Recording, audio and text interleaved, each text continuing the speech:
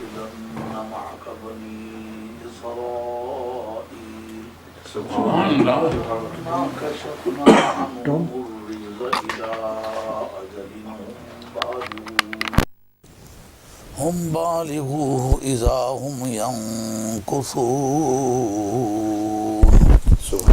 فانتقمنا منهم فأغرقناهم في اليم بأنهم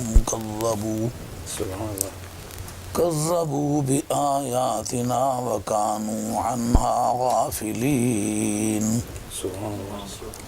وأورثنا القوم الذين كانوا يستضعفون مشارق الأرض ومغاربها التي باركنا فيها وتمت كلمة ربك الحسنى على بني إسرائيل بما صبروا ودمرنا ما كان يصنع فرعون وقومه وما كانوا يعرشون وجاوزنا ببني إسرائيل البحر فأتوا على قوم يعكفون على أصنام لهم قالوا يا موسى اجعل لنا إلها كما لهم آلهة قال إنكم قوم تجهلون سبحان اللہ. صدق اللہ مولانا العظیم وبلغنا رسوله النبي الكريم ونحن على ذلك من الشاهدين والشاكرين والحمد لله رب العالمين. سبحان اللہ. حضرت حق جل وعلا شانہ وعز اسمہ وتم برہانہ ارشاد فرماتے ہیں فَأَرْسَلْنَا عَلَيْهِمُ الطُّوفَانَ، ہم نے ان پر طوفان بھیجا. ہم ضمیر ہے جو کوالیفائی کرتی ہے فرعون اور اس کی قوم کو. فرعون اور اس کی قوم پر ہم نے طوفان بھیجا. والجرادہ، اور مکڑی بھیجی فصلیں کھا جانے والی ٹڈی. والقملہ، اور جوئیں. والضفادع، اور مینڈک. والدم، اور خون. آیات، درآں حال کے وہ نشانیاں تھیں. مفصلات، واضح یا فاصلے پر واقع ہونے والی، کچھ فاصلے کے ساتھ. ان میں وقفہ تھا. فاستکبروا، پس انہوں نے اپنے آپ کو بڑا سمجھا اور وَكَانُوا قَوْمٌ مُجْرِمِينَ، اور وہ مجرموں کی قوم تھی، مجرم لوگ تھے. وَلَمَّا وَقَعَ عَلَيْهِمْ الرِّجْزُ، جب عذاب ان پر واقع ہوا. قالوا، انہوں نے کہا یا موسیٰ، اے موسیٰ، علی نبینا وعلیہ الصلاۃ والسلام، ادع لنا ربک، آپ اپنے پروردگار کو پکاریے، بلائیے، اپنے پروردگار سے دعا کیجیے. بما عہد عندک، اس وجہ سے جو اس نے آپ سے وعدہ کیا ہوا ہے، اس وعدے کی بنیاد پر جو رب نے آپ سے کیا ہوا ہے، اس وعدے کی بنیاد پر وہ کیپیسٹی جو اللہ نے آپ کو دی ہوئی ہے کہ جب کبھی آپ کہا کریں گے تو میں آپ کی بات ٹالوں گا نہیں، یا آپ کی مرضی پر آپ کب کہیں گے. کہنے کا وقت یا جگہ یا مقصد معین نہیں، کوئی ممکن اور جائز بات جو مجھ سے کہیں گے میں کروں گا. وہ جو رب نے آپ سے وعدہ کیا ہوا نا، اس تصرف کا آج آپ استعمال کریں. لَإِن كَشَفْتَ عَنَّا الرِّجْزَ، ہم آپ سے کہتے ہیں کہ اگر آپ ہمارے اس عذاب کو، اس تکلیف کو دور کر دیں، لَنُؤْمِنَنَّ لَكَ، پکا وعدہ ہے کہ ہم آپ پر ایمان لے آئیں گے، آپ کو مان جائیں گے، آپ کی شان کو تسلیم کر لیں گے.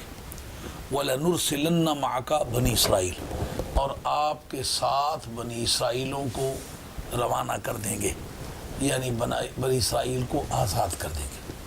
وہ وہاں سے مصر چھوڑ کے فلسطین جانا چاہتے ہیں اپنے آبائی وطن میں، تو یہ وہاں کی آزادی کے بغیر ممکن نہیں.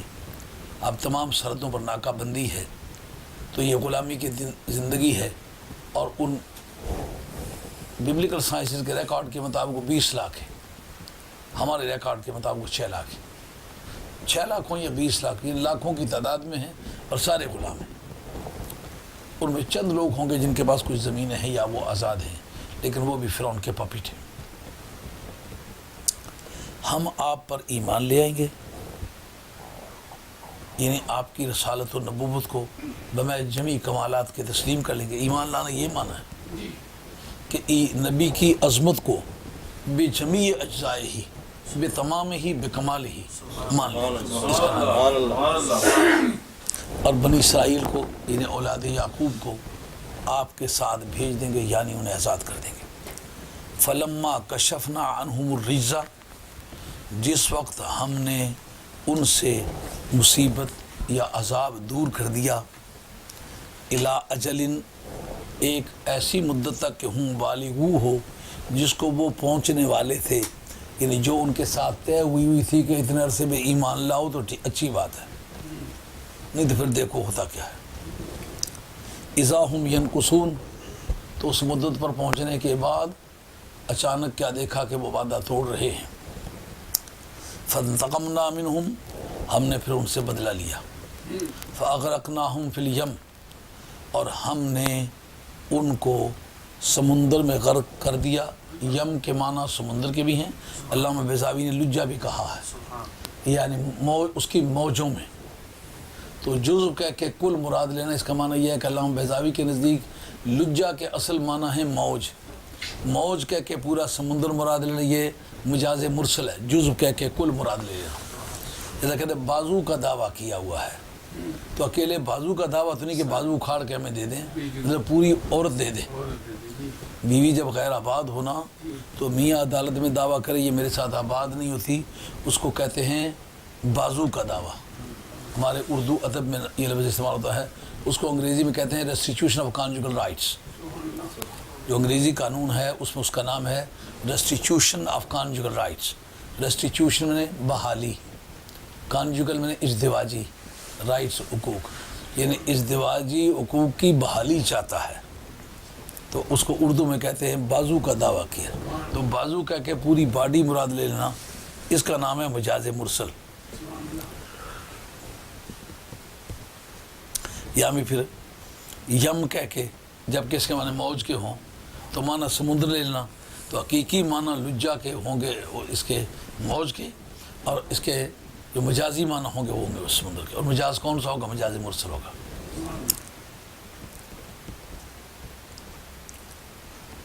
اور بِأَنَّهُمْ كَذَّبُوا بِآيَاتِنَا، ان کو ہم نے جو غرق کیا ہے وہ کس وجہ سے کیا ہے؟ بوجہ اس بات کے کہ وہ انہوں نے ہماری آیاتوں کو جھٹلایا تھا، جھوٹا کہا تھا۔ وَكَانُوا عَنْهَا غَافِلِينَ، اور وہ جو ہم نے ان سے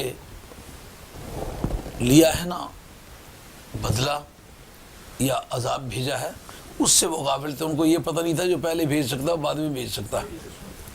وَأَوْرَثْنَا الْقَوْمَ الَّذِينَ كَانُوا يُسْتَضْعَفُونَ مَشَارِقَ الْأَرْضِ وَمَغَارِبَهَا، اور ہم نے ان لوگوں کو وارث بنا دیا جن کو مشارق اور مغارب میں کمزور سمجھا جا رہا تھا، یا جن کو کمزور سمجھا جا رہا تھا، یہ مفعول بھی اس کا ہوگا، اور اسنا کا مفعول ثانی، یعنی ان کو ہم نے وارث بنا دیا کس چیز کا؟ مشرقی زمین کا اور مغربی زمین کا، یعنی اس سے مراد فلسطین اور مصر ہوگا۔ التی بارکنا فیہا، وہ مشارق اور مغارب جن کے اندر ہم نے اپنی برکتیں نازل فرما رکھی ہیں،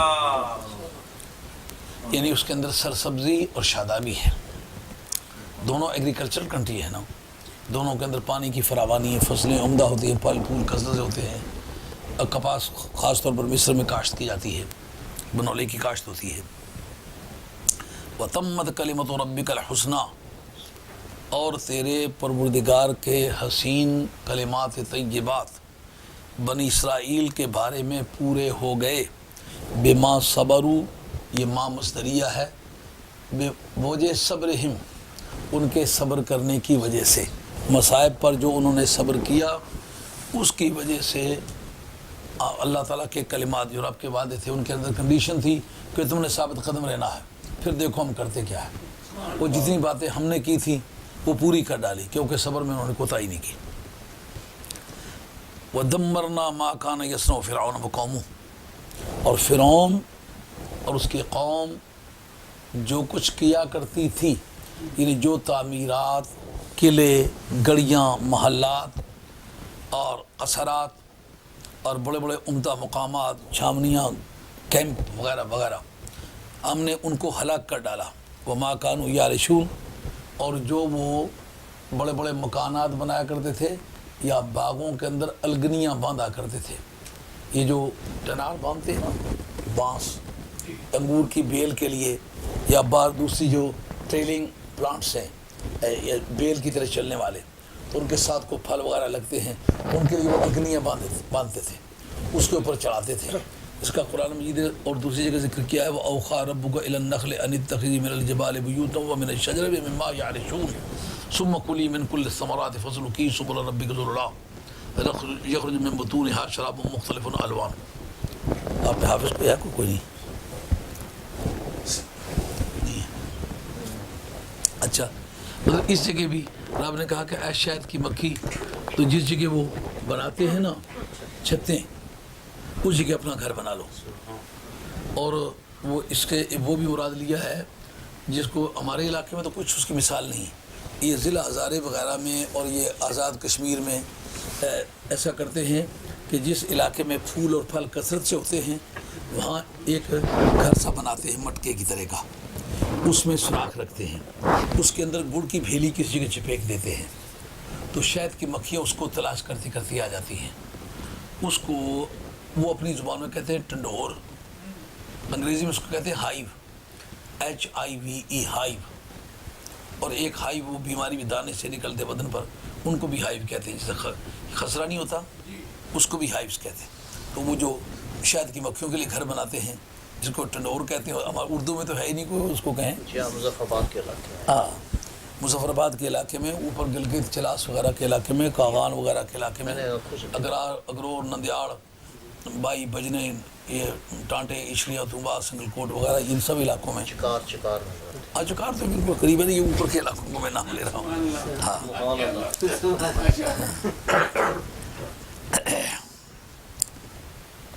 تو اس سے مراد ہے یہ کہ جو وہ الگنیاں باندھا کرتے تھے باغوں میں یا بڑے بڑے مکانات بنایا کرتے تھے، سب ہم نے تباہ کر ڈالے۔ اور وجاوزنا ببنی اسرائیل البحر، ہم نے بنی اسرائیل کو سمندر سے پار کر دیا۔ فاتوا علی قوم یعکفون علی اصنام، وہ ایسی قوم کے پاس آئے جن کو انہوں نے دیکھا کہ وہ اپنے بتوں کے سامنے دھرنا مار کے بیٹھے ہوئے ہیں، اعتکاف بیٹھے ہوئے ہیں۔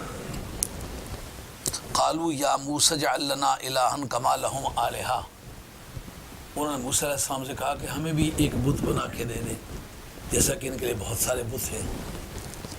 قال انکم قوم تجہلون، موسیٰ علیہ السلام نے کہا تم بڑے جاہل لوگ ہو۔ اس وقت یہ سورہ اعراف کا آیت نمبر 132 سے میں نے یہ تلاوت شروع کی ہے، جیسا ہمارا معمول ہے کہ جہاں ہمارا سبق چل رہا ہوتا ہے اس سے آگے دیتے جاتے ہیں درس۔ سبحان اللہ۔ اور وہ اس وقت سورہ مومنون میں ہمارا درس چل رہا ہے، جیسا کہ آخری درس اس علاقے میں مانچسٹر میں دیا تھا، لیکن آج اس طریقے کے خلاف یہ میں نے اس لیے یہ پڑھا ہے کہ آج مسلمانوں میں ایک بڑا خوف و ہراس ہے کہ فلاں قوم مسلمانوں سے زوراور ہے، اب وہ مسلمانوں کو مٹانا چاہتی ہے، اب وہ یوں مٹا کر کے رکھ دے گی، اب پاکستان پر حملہ ہونے والا ہے، اب کشمیر ہاتھ سے گیا، اب بغداد پر حملہ ہونے والا ہے، اب فلسطین گیا۔ اس سلسلے میں قرآن مجید کی ایک لائٹ پھینکنا چاہتا ہوں ان حالات پر، تاکہ یہ اندازہ ہو سکے کہ اس وقت ہمیں اس بزدلی سے سوچنا چاہیے۔ ظاہری طور پر تو جس وقت بدلیاں چڑھتی ہیں، بارش برستی ہے، سیلاب آتے ہیں، لیکن جو نوح علیہ السلام کی تنوری سے پانی ابھرا تھا تو وہ پوری دنیا پر پانی چھا گیا تھا، تو تنوریوں سے پانی ابھر کے چھایا کرتے ہیں، وہ آسمان سے برسا کر کے بھی اسی طرح لایا جا سکتا تھا طوفان، مگر رب نے یہ واضح کرنے کے لیے کہ ہر بات کو تم موسم کا نتیجہ سمجھتے ہو، موسمی اثرات پہ ٹمپریچر بڑھ گیا یا گھٹ گیا اس کا نتیجہ سمجھتے ہو، تمہیں ماننا ہوگا کہ سب اسباب کی موجودگی میں بھی نتیجہ لانا پھر خدا کا کام۔ ایک جوڑا بالکل صحت مند ہوتا ہے، بیوی میاں کے طور پر ساری زندگی آباد رہتا ہے، ڈاکٹر کہتے ہیں بالکل ان کا بچہ پیدا کرنے میں کوئی عمر مانی نہیں ہے، لیکن اسباب موجود ہیں، مسبب ہے نتیجہ، رب کی مرضی نہیں ہے تو نتیجہ نہیں نکلتا، ہے نا یہ بات ہے جی۔ آدمی کی چھاتی سے گولی پار ہو جاتی ہے، بندہ بچ جاتا ہے، سبب موت کا موجود ہے، بندہ بچ گیا ہے، مسبب نہیں واقع ہوا، خدا کی مرضی پر ہے۔ سبحان اللہ۔ اس لیے مسلمان کی ڈیوٹی ہے کہ سب سے پہلے تو وہ اس ذات کے بارے میں سوچے جس نے زمین و آسمان بنائے ہیں، سبحان اللہ۔ جس نے ان کو سسٹمٹائز کیا ہے، ترتیب دیا ہے، ٹمپریچر اس کے اندر مناسب مقدار میں رکھا ہے، اس کا آکسیجن ایک مناسب مقدار میں رکھا ہے، ہوائیں اور دھوپیں مناسبت سے رکھی ہیں، پانی اور جنگل زمین کی مناسبت سے ترتیب دیے ہیں، اور انسانوں کی آبادیوں میں برتھ ریٹ کو ملحوظ رکھ کے اس نے زمین بنائی ہے۔ تو اس ذات پاک کا تو پہلے دھیان کرنا چاہیے، بعد میں اسباب پر غور کرنا چاہیے۔ ہزاروں جگہ اسباب نہیں ہوئے، مسبب نتیجے کے طور پر نکل آیا۔ عیسیٰ علیہ السلام کا باپ ہے، باپ سبب ہوتا ہے نا بیٹے کے پیدا ہونے کا، بغیر باپ کے بیٹا پیدا ہوا کہ نہیں ہوا، یعنی سبب یہ ایک نارمل ریٹ ہے۔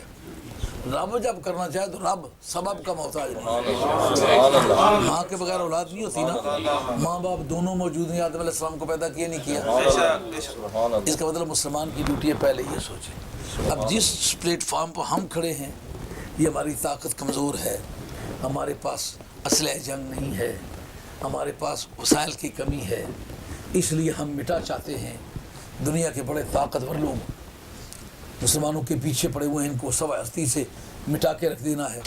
یہ بات پہلے کبھی نہیں ہوئی؟ روس آپ کے سر پر سوار تھا کہ نہیں تھا؟ جب وہ ٹوٹنے لگا تو پھر آپ نے اس کو بم مارے یا خدا تعالیٰ نے اپنی غیبی طاقت اس کو توڑ کے پرے کر دیا؟ سبحان اللہ، سبحان اللہ۔ اس کے بڑھنے سے ہزاروں قوموں کا فائدہ تھا، اس کے ٹوٹنے سے صرف مسلمانوں کو فائدہ پہنچا۔ سبحان اللہ۔ نہ یہودیوں کو وہ فائدہ پہنچ سکا ہے، نہ نصرانیوں کو پہنچ سکا ہے، وہ صرف مسلمانوں کا دشمن تھا، نہ یہودیوں کو کچھ کہنا چاہتا تھا، نہ نصرانیوں کو کچھ کہنا چاہتا تھا، اور اس کے گردا گرد بسنے والے مسلمان اس کی نگاہ میں انتہائی کمزور تھے، خود اس کو اپنے علاقے توڑ تاڑ کے ان کے حوالے کرنے پڑے کہ نہیں پڑے؟ یہ تو کل کی بات ہے۔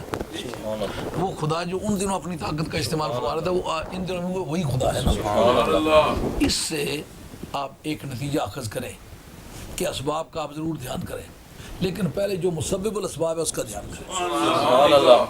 اس طرح کا ایک واقعہ قرآن کی تاریخ میں گزرا ہوا ہے، اور بھی بہت سارے، لیکن اس وقت میری نگاہ میں وہ آیا ہے، میں نے وہ اس پر یہ آیتیں پڑھی۔ اس میں ذکر ہے حضرت موسیٰ کلیم اللہ علیہ السلام کا، جس وقت آپ فرعون کے محل میں پلے اور اس نے متبنہ بنا کے انہیں پالا، اپنے خیال کے مطابق وہ تاج و تخت ان کے ورثے میں چھوڑنا چاہتا تھا، جیسا کہ کنگڈم میں کسی کے گھر پیدا ہونے کی وجہ سے انتقال اقتدار ہوتا ہے، جب اقتدار ورثے میں ملے تو اس کا نام ہے کنگڈم، جب فوجی انقلاب کے ذریعے سے ہو تو ڈکٹیٹرشپ، فوجی انقلابات کے ذریعے سے اقتدار منتقل ہو اس کا نام ہے ڈکٹیٹرشپ، جب ورثے کے ذریعے سے کسی کے گھر پیدا ہونے کی وجہ سے اقتدار ملے تو اس کا نام ہے کنگڈم، جب عوام کی رائے کے مطابق کسی کو اقتدار ٹرانسفر ہو تو اس کا نام ہے ڈیموکریسی۔ تو یہ بادشاہت میں ورثے میں ملتی تھی تاج و تخت اور قوت، وہ تو ان کو ملنے والی تھی، آپ نے پہلے جھگڑا کیوں ڈال لیا؟ ان کا دراصل اپنے نبوت کے ریکارڈ کو صاف رکھنا یہ لاکھوں کروڑوں بادشاہتوں سے زیادہ ویلیویبل ہے۔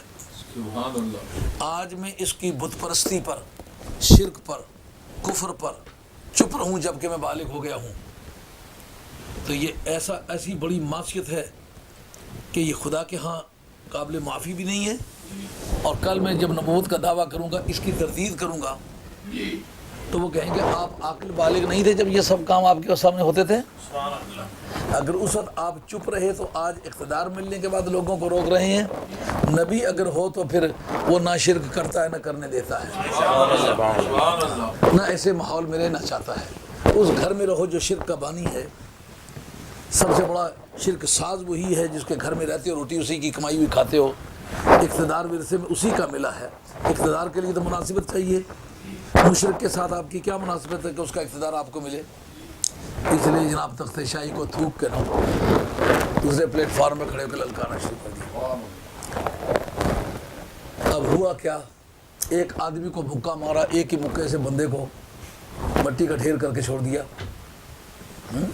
جو کہتے ہیں نا ہم نبی جیسے، نبی ہمارے جیسا ہے. دل چاہتا ہے موسیٰ علیہ السلام کے کورٹ میں ایک اپلیکیشن گزارے کہ مہربانی کر کے ایک دورہ ادھر کر جائے. جتنا یہ کہتے ہیں نا ایک ایک لگائیں سب پتہ چل جائے کہ نبی تمہارے جیسا ہوتا ہے. کہ وہ تو ظاہری قوت میں بھی پوری سوسائٹی سے مختلف ہوتا ہے. کتنا فریب نگاہ ہے کہ نبی کو اپنے جیسا سمجھنا. جب واپس آئے نا تو طور کی تجلی دیکھی. تجلی طور دیکھنے کے بعد رب نے کہا جاؤ تو جا، تیرا بھائی جائے فرعون کی طرف جاؤ. فقولا لہ قولا لینا لعلہ یتذکر او یخشی، کیا کہ اس سے بات کرو لیکن بازر نرمی سے کرنا تاکہ وہ ممکن ہے کہ اس امید پر تم نے نرمی کرنی ہے کہ شاید تمہاری سوچ کے مطابق وہ سیدھے راستے پر آ جائے. اب جب آئے وادی طور میں، جس وقت اپنے بال بچے کو کہا، اذ قال لآلہم کثوا انی آنست نارا لعلی آتیکم منہا بقبس او اجد علی النار ہدی، اے میرے اہل و عیال تم یہاں ٹھہرو، مجھے چمک دکھائی دی ہے، میں وہاں جاتا ہوں. کسی نے آگ جلائی ہوئی ہے، یا اس سے راستہ مل جائے گا، راستہ پوچھ لیں گے. اگر اس نے راستہ نہ بتلایا اس سے آگ لے لیں گے، جنگل ہے، لکڑیاں موجود ہیں، تو اس کا ایک مشعل جلا لیں گے اور مشعل کی روشنی میں چلتے چلے جائیں گے تو رات کے پردے میں سفر طے کر جائیں گے. لیکن جب وہاں پیچھا پڑ گیا نا، لینے آئے آگ اور مل گئی پیمبری، تو اس ذوق شوق میں 20 برس گزار دیے. بیوی کے ہاں بچہ پیدا ہونے والا ہے، اور جو ہی پہلے آپ نے شادی کی تو پہلی آپ کے ہاں بیٹی ہوئی تھی، وہ بیٹی جوانی کے قریب ہے. بھائی کو بھی حضرت ہارون کو بھی وہاں چھوڑ کے آئے ہیں، تو بھائی بھی بیٹی بھی آئندہ بیوی کے ہاں بچہ ہونے والا ہے، وہ بھی جنگل میں چھوڑ کے آئے. تو علامہ شیخ سلیمان جمل رحمۃ اللہ فتوحات الہی میں لکھتے ہیں، کہتے ہیں ایسا ذوق مستی نے آپ کو گھیرا کہ 20 برس تک ایک مرتبہ خیال بھی نہ آیا کون ہوں، کدھر سے آیا ہوں، بچے کہاں ہیں، شادی شدہ ہوں. چل بولیا پرانی بستی نو کر آباد یار دی ہستی نو، جڑے چڑھ گئے عشق دی مستی نو او ہو گئے نے سمن بکمن ہو. جنہ ایک فٹ بھر کے پیتا عبادت دے مد لالوں، علم کلام نہ یاد رہے نہ دورے کال. سبحان اللہ. کاروان عشق و مستی بھی اپنی الگ سپیڈ رکھتا ہے، منزل بھی اس کی الگ ہوتی ہے. اب جناب اس سے جب پیچھا پڑا نا تو وہ مسلسل انکار کرتے جا گئے. 20 سال کی یہ جنگ اس سے ساتھ چل گئی.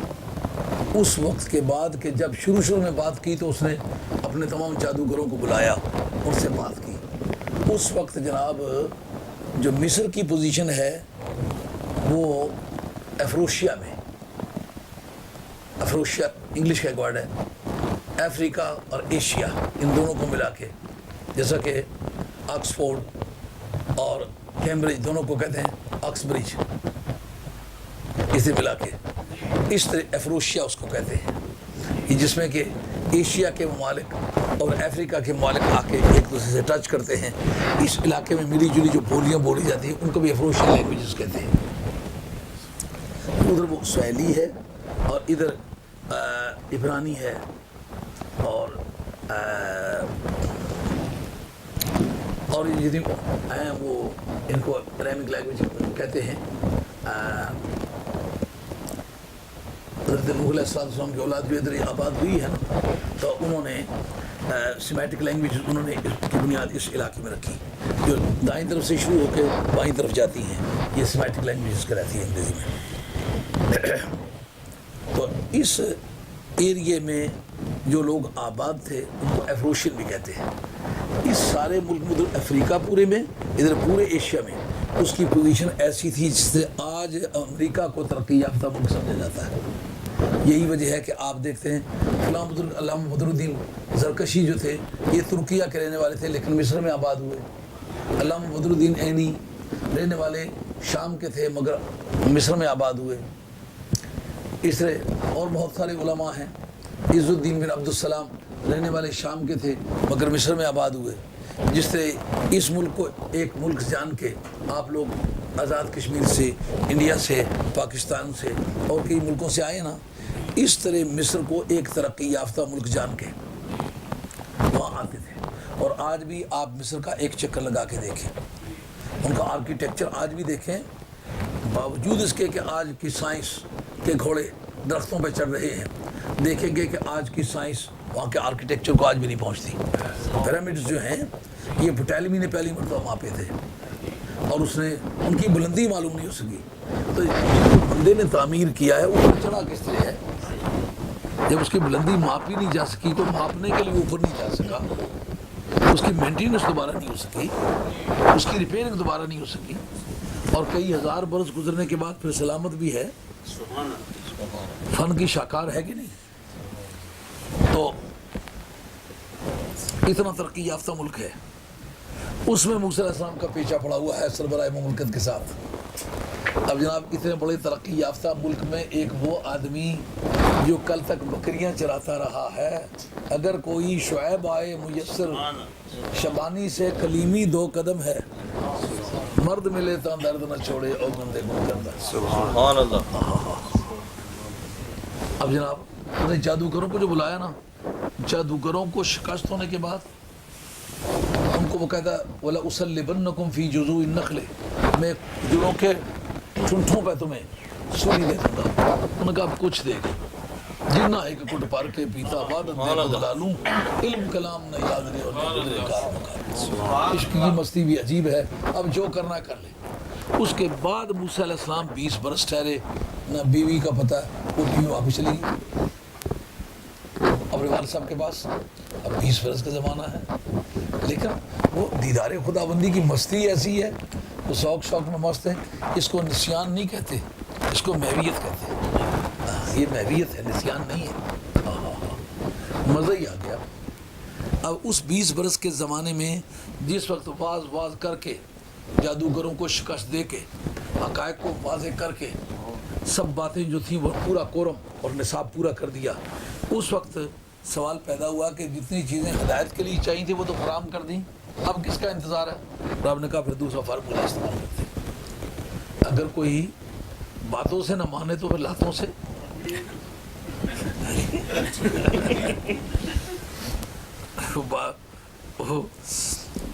جو باتوں سے نہ مانے اس کے لیے علاج لاتی ہے۔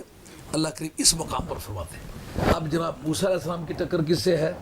فرعون سے، جو دنیا کا سب سے زیادہ ترقی یافتہ آدمی ہے اور بندہ کہلانے پر اکتفا نہیں کرتا، بادشاہ کہلانے پر اکتفا نہیں کرتا، خدا کہلانے پر اکتفا نہیں کرتا، کہتا انا ربکم الاعلی، باقی چھوٹے چھوٹے خدا ہیں، سب سے بڑا خدا جو ہے وہ تمہیں ہو۔ ہاں یہ مطلب صرف خدا کہلانے پر راضی نہیں ہے، سب سے بڑا خدا کہلانے پر۔ اب اتنی بڑی طاقت اس کے پاس ہے۔ موسیٰ علیہ السلام کے پاس کیا ہے؟ ایک لاٹھی ہے، چھوٹا بھی کوئی چیز ہے۔ سبحان اللہ۔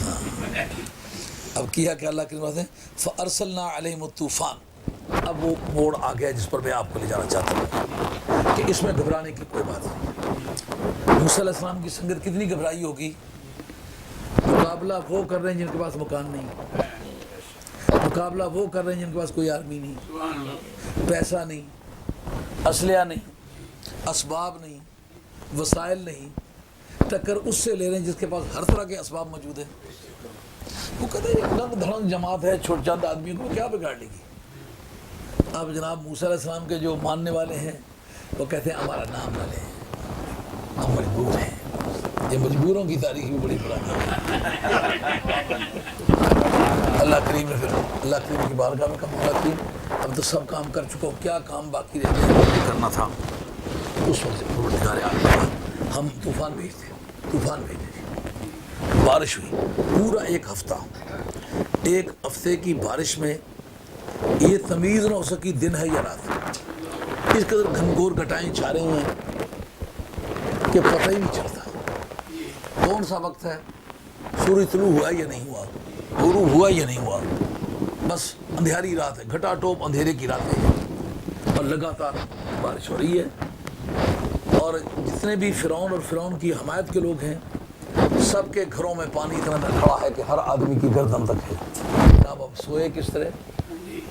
ان کے جتنے کھیت ہیں ان میں پانی کھڑا ہے، جتنے مکان پانی میں ڈوبے ہوئے ہیں، اور جتنے موسیٰ علیہ السلام کی حمایت کے لوگ ہیں جناب چل رہے ہیں، ان کے مکان خوش ہیں۔ اب اس کو اگر صرف ہم کہیں تو اور حیثیت ہے، ببلیکل سائنسز میں بائبل کی جو 66 کتابیں ہیں ان کے اندر بھی یہ بات موجود ہے کہ یہ بات اسی طرح ہوئی ہے۔ اب یہ پوچھنے والی بات ہے کہ یہ بے ایمان ہے اور یہ ایماندار ہے، اس کا فیصلہ کون کر سکتا ہے؟ یہ تو غیب دان کے بغیر نہیں ہو سکتا۔ جس کو یہ نہ پتہ، ایمان تو سینے کی چیز ہے نا، بارش کے قطروں کو کس طرح پتہ چلا یہ ایمان والوں کا گھر ہے یہ بے ایمانوں کا گھر ہے؟ اب بنی اسرائیل میں جملہ گناہ تھے، بچے وہ کیوں؟ کرتوتیں تو ان کی نہایت خطرناک تھیں، بچے کس طرح؟ کا گنہگار تو ضرور تھے لیکن اللہ کے کلیم کو مانتے تو تھے۔ معلومہ گنہگار بھی اگر ہونا، اچھا ہوں یا برا ہوں پر ہوں تو آقا تیرا، سبحان اللہ، اچھا ہوں یا برا ہوں پر ہوں تو آقا تیرا، مجھے جس طرح نبالو تیری بندہ پروری ہے۔ ثابت ہوا کہ نہ ہوا کہ محبت کا کوئی دور کا بھی رشتہ ہونا، تجھ سے در سے سگ سے مجھ کو نسبت، میری گردن میں بھی ہے دور کا ڈورا تیرا۔ گنہگار ہی صحیح لیکن سرکار کے ماننے والے ہیں۔ سبحان اللہ۔ اب 8 دن لگاتار جو بارش رہی، پانی کھڑے ہیں جناب، بارش برستی ہے لیکن پانی چلتا نہیں، ان کے مکانوں پر ہی ہو رہا ہے۔ پانی کے قطروں کو کس طرح پتہ چلا یہ بے ایمانوں کے گھر ہے، مجھے عذاب کے طور پر یہی برسنا ہے۔ اب پانی کے قطروں سے پوچھو تو جواب کیا ملے گا؟ کہ آیا اس کی وجہ سے ہوں جو غیب سے تعلق رکھتا ہے۔ اب غیب کے تعلق دار سے تعلق ہونے کی وجہ سے مجھے بھی پتہ ہے کہ اس کے کہنے میں ایمان ہے یا نہیں۔ نبی کو کہتے ہو غیب جانتا یا نہیں جانتا؟ اب بتاؤ بارش کے قطروں کو کس طرح پتہ چلا؟ سبحان اللہ۔ عام بارش کو نہیں پتہ چلتا، سب پر برستا ہے یکساں طور پر، ان کے برسنے میں کیوں؟ کہ آیا اصل میں موسیٰ علیہ السلام کے حوالے سے۔ اب جب یہ بات ہوئی انہوں نے اس وقت کیا کیا؟ موسیٰ علیہ السلام کی طرف چل گئے۔ یہ آگے قرآن مجید کہتا ہے لَإِن كَشَفْتَ عَنَّا الرِّجْزَ لَنُؤْمِنَنَّ لَكَ وَلَنُرْسِلَنَّ مَعَكَ بَنِي اسرائیل۔ اے موسیٰ علیہ السلام اگر تو یہ ہماری مصیبت دور کر دے تو ہم آپ پر ایمان لے آئیں گے، بنی اسرائیل کو آزاد کر دیں گے۔ کون کہتا ہے؟ فرعون۔ کون کہتا ہے؟ فرعون کے رؤساء۔ جب موسیٰ علیہ السلام کی طرف سے آتے تو طوفان سے نکل آتے، موسیٰ علیہ السلام سے واپس جاتے طوفان گھیر لیتا۔ اب جناب ہفتہ پر نجات نہ ہوئی، اب قضائے حاجت کہاں کریں؟ پانی پئیں کہاں سے؟ بارش کا پانی ہے اور لگتا ہے نہ کھانا ہے نہ پینا ہے، چولہا ہی نہ جلے تو روٹی کہاں پکے؟ اب دودھ پینا چاہیں، گائیں بھینسیں ہی ڈوبی ہوئی ہوں، جانور مر رہے ہوں، کیا کریں؟ ان حالات میں موسیٰ علیہ السلام کے پاس آئے۔ اب جناب فرعون ہو کر اس بات کا قائل ہوا کہ نہ ہوا، جب کوئی مصیبت آ پڑے اس وقت کوئی اللہ کا نیک بندہ تلاش کرے۔ موسیٰ علیہ السلام کے پاس آئے۔ اگر ان کا یہ عقیدہ غلط ہوتا موسیٰ علیہ السلام ان کو منع کر دیتے کہ جاؤ سیدھے جا کر کے اللہ کی بارگاہ میں چل کر فریاد کرو۔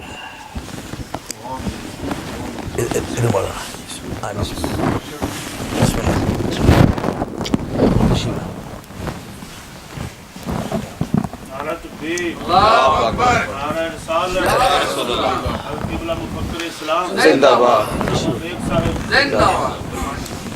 ہاں یہ سوال اٹھ رہا ہے کہ موسیٰ علیہ السلام کے پاس جب آیا تو انہوں نے یہ کیوں نہیں کہا کہ خدا سے مانگ، یا اگر تو مصیبت کے دور کرنے کا ذکر کرتا تو یہ کہہ دے کہ اللہ تبارک و تعالیٰ مصیبت دور کرے گا. کہتا ہے لئن کشفتا، اگر تو دور کر دے یہ عذاب، تو دور کر دے. اگر اس کا یہ جملہ غلط ہوتا تو اللہ تعالیٰ اس کی بھی اسے سزا دیتا. اس کی سزا نہیں دی نا. موسیٰ علیہ السلام نے نہیں کہا نا یہ جملہ غلط بول رہے ہو. تو پتہ چلا اللہ تعالیٰ کے بندگان خاص سے یہ کہنا آپ میری یہ مصیبت دور کر دیں. اگر وہ بندہ واقعی بندہ رب کا ہے تو پھر آپ نے بات غلط کی. جیسا کہ صحابی سے سرکار نے مانگ جو کچھ مانگتا ہے، کہتا ہے اسألوکا، آپ سے مانگتا ہوں، مرافقتکا، آپ کی سنگت مانگتا ہوں. لیکن نقشہ موقع واردات جب دیتا ہے تو پتہ چلتا ہے کہ پولیس تو قانون کو سمجھتی نہیں ہے. میں لوئر کو بتایا کفل جنہ، جنت میں ایک ہی بات مانگ کے نا گھیر لیا سارے مقاصد کو. آپ سے مانگتا ہوں، آپ کو مانگتا ہوں، جنت میں مانگتا ہوں. اس جگہ موسیٰ علیہ السلام نے اس کی کریکشن نہیں کی. موسیٰ علیہ السلام لاٹھی والا جوان ہے، پرواہ نہیں کرتا، بات کو غلط کرتا ہے، ایک لمحہ انتظار نہیں کرتا. یہ نہیں کہا جملہ سیدھا بولو، رب کو کہو دور کر دے. کہا آپ کو ریپریزنٹیٹیو ہوں، اگر تم مجھے کہا تو کرتے ہیں، لیکن ایمانداری کے ساتھ وعدہ کر. آج جن حالات میں ہم ہیں، ہمارے فلاں ملک پر حملہ ہونے والا ہے، فلاں ملک ہاتھوں سے گیا، ہم مارے گئے، فلاں بڑا قوت والا ہے. یارو کچھ ہے پر مجھے یہ بتاؤ ان دنوں بھی وہی خدا ہے جو ان دنوں تھا یا اور کوئی خدا ہے؟ خدا کی عادت میں کوئی تبدیلی آئی ہے؟ کبھی نہیں آ سکتی، نہ آئی ہے نہ آئے گی. تو پھر تبدیلی تو ہم میں چاہیے.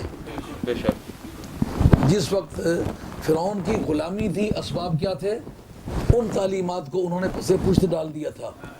جہاں سید بن کے گئے تھے، بادشاہ بن کے گئے تھے، وہاں انہیں ایک ادنا اور ذلیل قوم بنا لیا گیا. سیادت بھی گئی، ملوکیت بھی گئی، اور اس جگہ ٹائلٹیں صاف کرنے لگ گئے. اس کا مطلب یہ ہے کہ اللہ تعالیٰ کی تعلیمات اور پیغمبر کی تعلیمات کے خلاف جب کام کیا جائے تو کتنی ہی بڑی عظمت ہو، عظمتیں چھن جاتی ہیں، قدرتیں کھو جاتی ہیں، صلاحیتیں نیست و نابود ہو جاتی ہیں. آدمی ان لوگوں کے ہاتھوں ذلیل ہوتا ہے جو اس کے غلام ہوتے ہیں.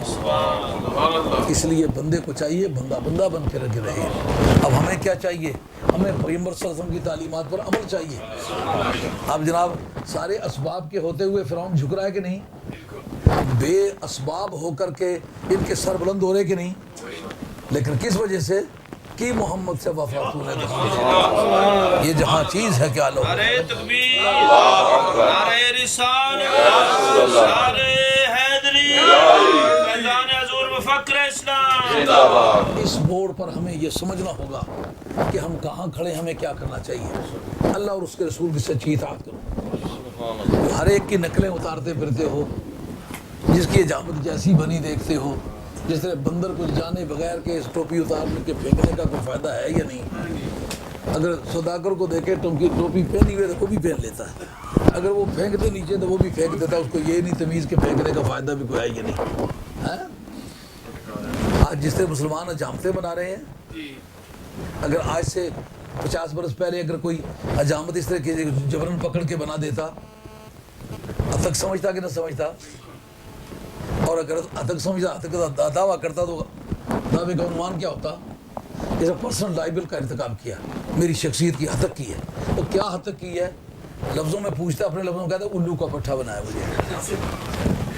تو آج سے 50 برس پہلے جیسے الو کا پٹھا بنانا کہتے تھے، آج وہ پیسے بھی دیتا ہے تو خود بنتا ہے. پوچھو ایسا کیوں کرتا ہے؟ کہ نقل اتارتا ہوں. اور نقل اتارتے ہو تو کسی پاس ہونے والے طالب علم کی اتارو، فیل ہونے والوں کی کیوں نقل اتارتا ہے؟ اب جناب پورا ہفتہ یہ طوفان رہا. گئے وہ موسیٰ علیہ السلام کے پاس. موسیٰ علیہ السلام نے کہا مولا کریم اس مصیبت کو ٹال دیں. انہوں نے وعدہ کیا ہے کہ مجھے پیغمبر مان لیں گے، میرے معجزات کو تسلیم کر لیں گے، میری تعلیمات کو تسلیم کر لیں گے. ابھی کتاب نازل نہیں ہوئی، نزول کتاب سے پہلے کی بات ہے. یہ تو کتاب بھی اس میں شامل ہوتی ہے. کتاب کتاب دریا کے سمندر کے پھاڑنے کے بعد فرعون کے غرق ہونے کے بعد آئی ہے.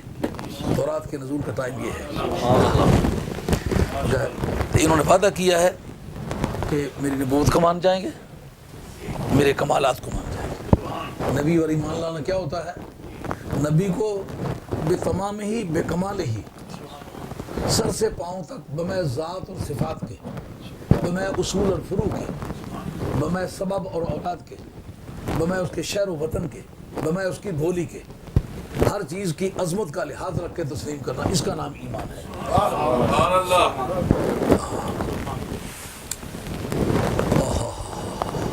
یہ جو بخاری شریف کے متن کے اندر ہے, مجھے یہ سمجھ نہیں آتی کہ بخاری کوئی پڑھتا ہے تو پھر بات اس کی سمجھ نہیں آتی.